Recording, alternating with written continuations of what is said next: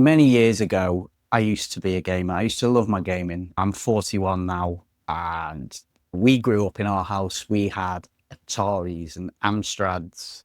Then one Christmas, we got the NES with Mario and Duck Hunt. And then we got the Super Nintendo. You know, we used to game for hours. And then came along the PlayStation 2. And I think just kind of grew out of gaming. I haven't touched a game for years, but I've discovered CRT, cathode ray tube televisions, and it's helped me rediscover my love of gaming. And I never thought it would. So now I'm in a bit of a dilemma. You know, when you're younger, you don't have a care in the world. You seem to have all the time in the world. I kept all my old computers. I kept them in the loft. And I thought, well, I've got my own place. Let's see if the games still do it. So I got them out and I set it up on the LCD TV, and I was severely underwhelmed. At the time, I didn't think that was because that's not what they were supposed to be played on, you know, and that there was all sorts of various factors in play that just didn't feel right. I bought myself a PlayStation 3. Even that, I couldn't get into it. I think I played one game, Uncharted, which I thoroughly enjoyed, but then I was just like, yeah.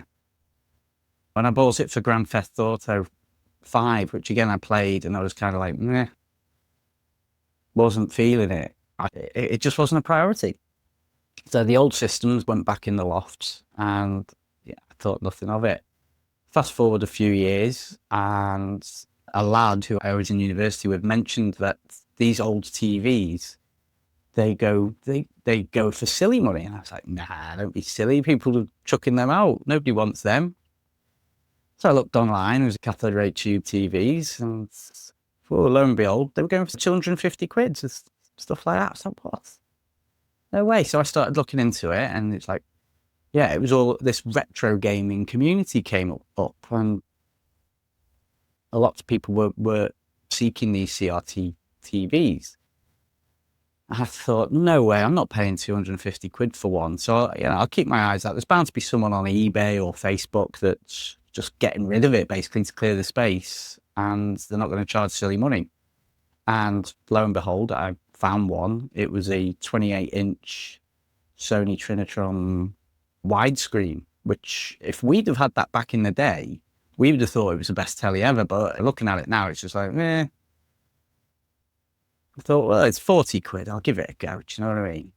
I went to pick it up, and bloody hell, it weighed a ton. It was filthy. I was like, oh, what have I done here? I said, I'm probably going to keep this for a couple of weeks and then get rid of it. I got it, cleaned it up, and I pulled out the SNES and the NES from the attic and plugged it in, and I was like, wow, this is what I've been missing. The clarity of the picture was just how I remembered it from when I was growing up. And the responsiveness, it was like, when I moved the pad, Mario moved the pad. When I jumped, Mario jumped. It wasn't like when I was playing it on the LCD TV, which was it just felt unresponsive and clunky, and it didn't look right. I was thinking, well, what about the PlayStation 1 and the PlayStation 2, which were systems that I love. I love playing Grand Theft Auto, and the amount of hours I put into Final Fantasy VII. I mean, I remember pretending to be sick and staying off school so I could just stay in and play Final Fantasy. It was real nostalgia. I didn't actually have a PlayStation 2 anymore because I'd given it to my sister, and she's moved out of town. So I looked online, I looked on the Facebook Marketplace, and I found one reasonably local at a good price with a good bundle of games. I still had a few games anyway. So off I went, and I bought it, and I plugged it into the Sony, to the CRT. And I was like, oh my God, this is amazing. This is how I remember games being when I was younger. It's like, it's totally reinvigorated my love for these games. I always kept a sort of beady eye on Facebook Marketplace to see what other things were available, because people on the forums and stuff, they were always talking about this PVM and the Holy Grails and all this. I wasn't too fussed about that, but I thought I wouldn't mind like a 4:3 one aspect ratio. And then some guy was selling a 58-inch rear projection TV. Again, reasonably local. I've got a van, so I could have picked it up. And he only wanted 50 quid for it. So I was like, I want some of that. I ended up putting £10 deposit on it and then going away and doing some more research on the exact model that he was selling. And it was like, yeah, this is a beast of a TV. This is going to absolutely take over my living room.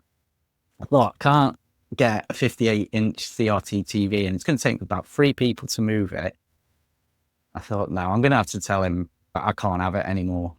And I didn't get my deposit back, which is fair enough. But there was something alluring about the fact that I could have a 58-inch CRT TV with all my old games on it, which I was starting to get back into. But to have that on a 58-inch screen with all the scan lines and the phosphor blurs and the motion, and I was just thinking, this is going to look epic. I thought, I really want it. So it was quite a hard decision for me to turn around and say, sorry, I can't have this. I don't want it anymore. But as I was researching that, I kept coming up across CRT projectors. And loads of people online saying, no, they're more hassle than they're worth and they're trouble and you can't get them anymore. But I was still looking online for local CRTs just to see what was available. And there was a guy less than 10 minutes down the road from me who was selling not 1, but 3 CRT projectors, this being one of them. And he wouldn't split them. He would only sell them as a 3. And I totally understand why, because these things are rare as rocking horse shit. And when I was at this guy's house, I was there for well over an hour as he was showing me. He had the best man cave shed ever. He must have had about 10 or more of these projectors. He had old arcade machines and everything. And I was like, oh, I can't believe you live 10 minutes down the road from me. And he had one of his Sony ones hooked up to his PlayStation 2. And we were playing, and I was just like, wow, just look at that screen. It's so buttery smooth and the scan lines, and it's just like ultra responsive. There's like 0 input lag. Because again, I was 50-50 whether I could take it because of the sheer size of this thing. But after seeing it, I was like, yeah, I want them. Definitely. So I took them, and he only wanted 150 quid for them. So that's £50 per projector. And it's this one here. This is a Celico 500 plus. But it's a CRT projector nonetheless. It does what it's supposed to do. So I took it, and I nearly put my back out carrying it into the house. And I found its space. It's right here. And you cannot move it from this space now, and I'll tell you why.